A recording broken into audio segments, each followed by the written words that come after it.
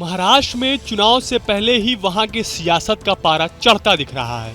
महाराष्ट्र में फिलहाल चुनाव के तारीखों का ऐलान तो नहीं हुआ है, लेकिन वहां के नेता चुनावी मोड में नजर आ रहे हैं। हाल ही में बीजेपी के फायर ब्रांड नेता नीतीश राणे के बयान को लेकर प्रदेश और देश भर में सियासी बवाल शुरू हो गया है।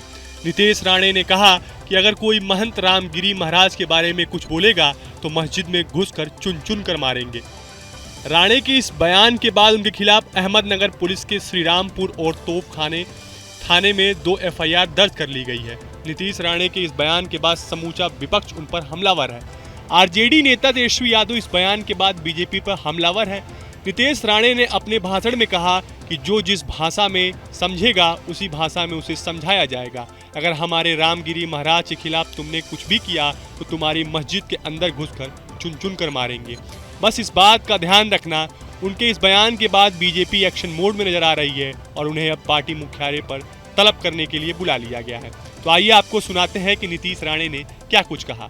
हमको ये स्टेटमेंट क्यों देनी पड़ी, इस बारे में थोड़ा सोचना चाहिए, थोड़ी मालूमात लेनी चाहिए। जब से हमारे महंत रामगिरी महाराज जी ने एक स्टेटमेंट दी है, उसके बाद जो व्यक्ति ने उस स्टेटमेंट का समर्थन किया है, जो व्यक्ति ने उनके स्टेटमेंट का व्हाट्सएप स्टेटस रखा है, उनके घर पे जाके उनको मार डालने की धमकी दी जा रही है। पूना में पिछले हफ्ते पूना जिलाधिकारी कलेक्टर ऑफिस के बाहर एक मोर्चा निकाला गया और वो मोर्चे में रामगिरी महाराज जी को धमकाया गया और सर तन से जुदा इस तरीके की घोषणाएं दी गई।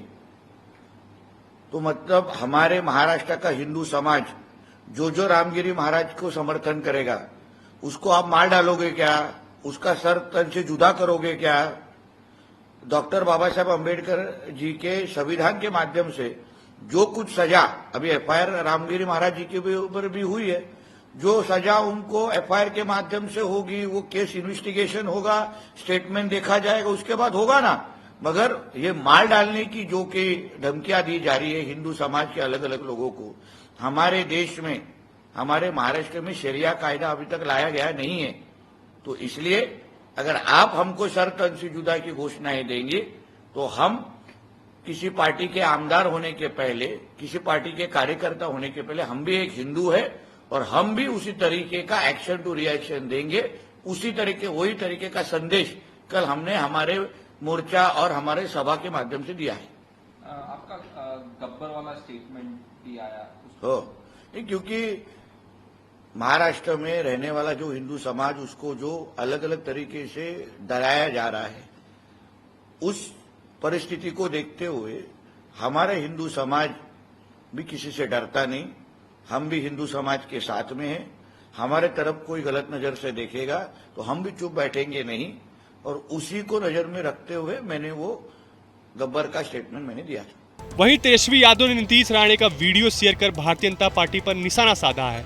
उन्होंने अपने पोस्ट में लिखा कि देशवासियों के लिए जहर उगल रहा व्यक्ति प्रधानमंत्री की पार्टी के वरिष्ठ नेता का बेटा है। खाड़ी देशों में जाकर पीएम मोदी सजदा करते हैं, लेकिन अपने ही देशों में हिंसा की बात करने वालों को प्रश्रय देते हैं। तो आपको हमारा ये वीडियो कैसा लगा कमेंट बॉक्स में जरूर बताएं। देश और दुनिया की तमाम और यूपी उत्तराखंड की हर छोटी बड़ी खबर के लिए न्यूज स्टेट चैनल को सब्सक्राइब करना ना भूलें।